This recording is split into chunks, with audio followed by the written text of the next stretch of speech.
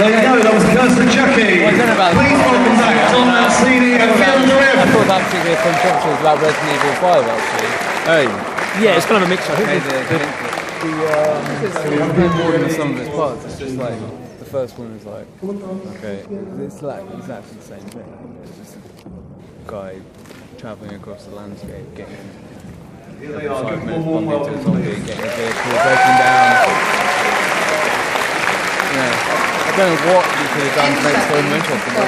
And Chucky, of course. Just, same with like. Did you like it? So I went to a video. Let's throw it open to the audience. Hello, with all the really cool merchandise released already, when are you going to actually make a doll that talks? A doll that talks. Patty Jackson, that's a question for you. I don't know, that's probably too expensive or something. I don't know. Okay. Nice to meet you. Yeah. See you later. Maybe Brad Bird would make some money off that. I don't know. I wanted to ask, with all the advances that there's been with animatronics and puppetry since even the last film, let alone the first film, how much did you do different, and did you actually keep any of it kind of old school, or was everything you did for this film new techniques? No, it's 99% old school animatronic Chucky. Chucky's coming alive, oh my god.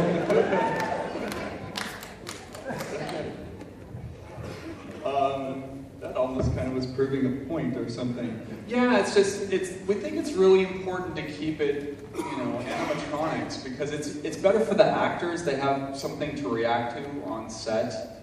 And CG Chucky, I think that Chucky needs to have imperfection in the way he moves, because I think that's part of what's creepy about it, is that there's a herky-jerky aspect to it. So if you were going to do it CGI, you would have to build that imperfection into that. So like in the end, it wouldn't even be particularly cost-effective. I think it's important to me, the other filmmakers, and I think the audience as well, that Chucky needs to be a tangible object. Also, can I just ask, Fiona, how strange was it having your dad trying to kill you through most of the movie? I know, I don't even know how to answer that. I mean, at one point, before we were going to shoot the climax scene, I asked John if it was possible that we wouldn't have his voice, because I wasn't sure if it was going to throw me or not, and he said no. He said we had to have my dad's voice. I just said work with that. Work with it, and I think it actually was creepier than it would have been otherwise, because there was a level of familiarity. It doesn't sound like my dad, it sounds like a part of my dad or something, I don't know. But it ended up, I think helping me. I hope it helped me anyway. I feel like it's up my skirt. Hold on. Here, I'll hold it. Oh, sorry. Hi there. First of all, mate, I just want to say well done on that kissing scene. I think you made every guy in this cinema happy. Ain't that right, guys? That also on set for the crew as well. We're really looking forward to shooting that scene. I bet you guys are. And also, being the creator of probably one of the biggest horror movie franchises in history, does it not get you a bit worried sometimes that maybe Chucky might come and get you?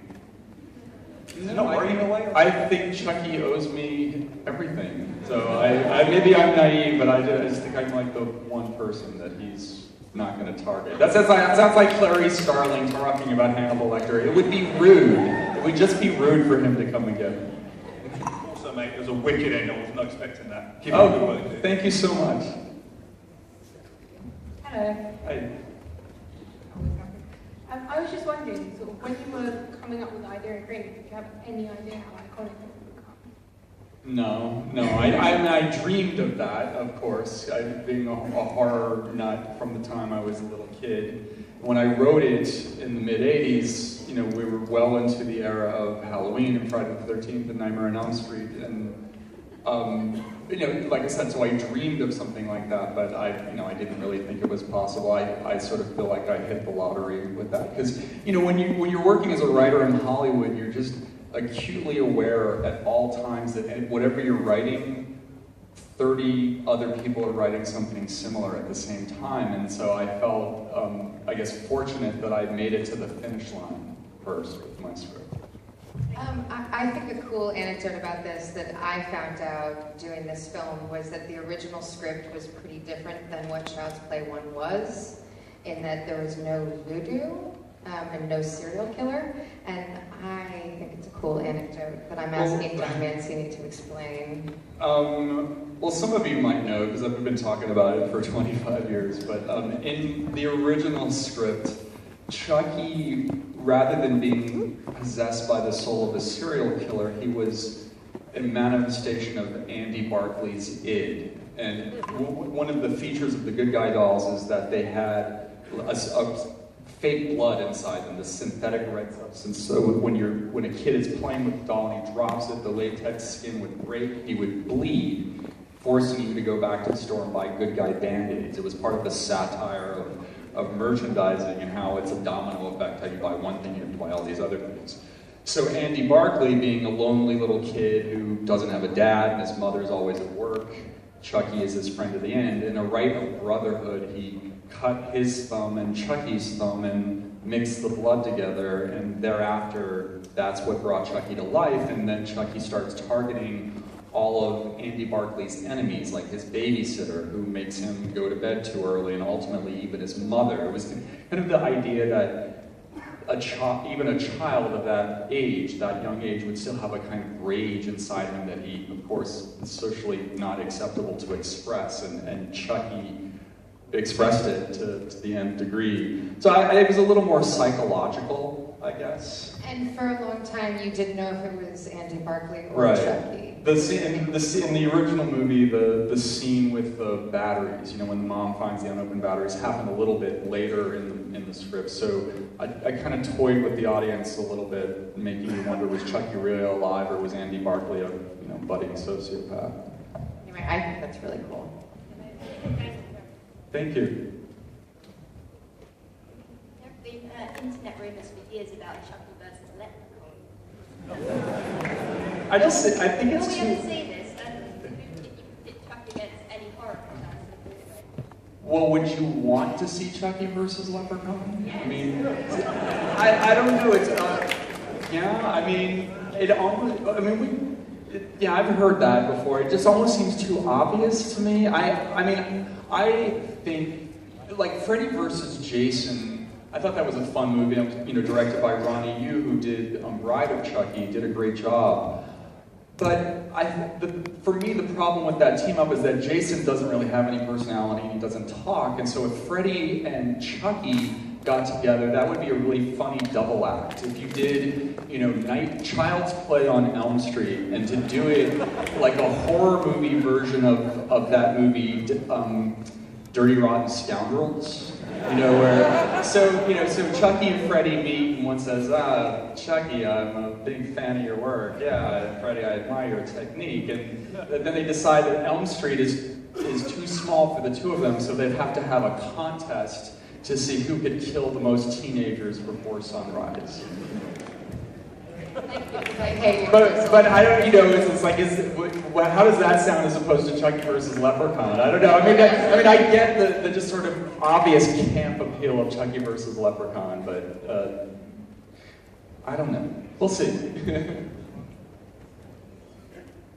First of all, I'd just like to say, and I would imagine everyone else will, that was a fantastic film. Thank you so much.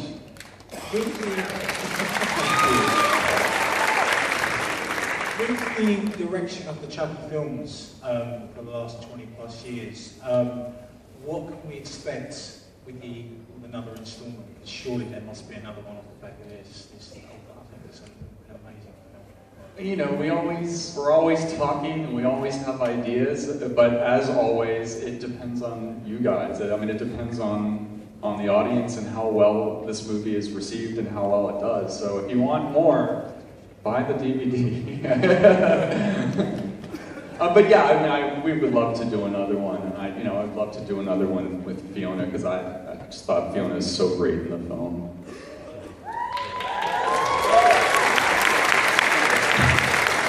It was the coolest thing that ever happened to me, by the way, that I'm standing here. P.S. Thank you very much. Thank you. Thank you. Jack White. Don, I'd like to say thank you. This is definitely my favorite film of the franchise. Oh, really? Child's More Play- than the first? More than the first. Awesome, And thank you. Child's Play 3 was originally my favorite movie of all time. And no, this really tops it, so thank you. Will we ever see Glenn again? You know, if I had my druthers, absolutely. I love that character. I thought Billy Boyd was completely hilarious. I mean, when we were making that movie, when we were actually we recorded the Glenn tracks here in London with Billy, and he just cracked me up the whole time. I'm both Glenn and Glenda. But you know, that it was kind of a controversial character. I actually, since we've been over here the last couple of days and talking to people, I've been really gratified to talk to a lot of people who seem to embrace that film more than it was embraced in America, I guess. I guess you guys are just smarter, I don't know. But I mean, when we were making that movie, John Waters and I used to talk about how great it would be to do a Chucky musical. And it's still actually honestly something I would love to do. I honestly think it could be, not necessarily even as a movie, but as a stage play. I think Bride of Chucky, particularly, the story of that would lend itself to a great musical. But I have a great fondness for Glenn too, and you know, maybe he'll come back sometime. Thank you. Thank you. And what's next for both of you? I don't know. Actually, it's like back to the life of a jobbing writer-director now. So it's like I'm working on a spec script. I hope to do. I'd love to do another movie with Universal 1440 if they'll have me. Intent. Fiona? Yeah, I mean, it's the same thing. I wrapped recently a movie with Paul Sorvino, and I don't know. I have on hold for various TV shows, some variation of like sassy cop role. I don't know. I hopefully something great.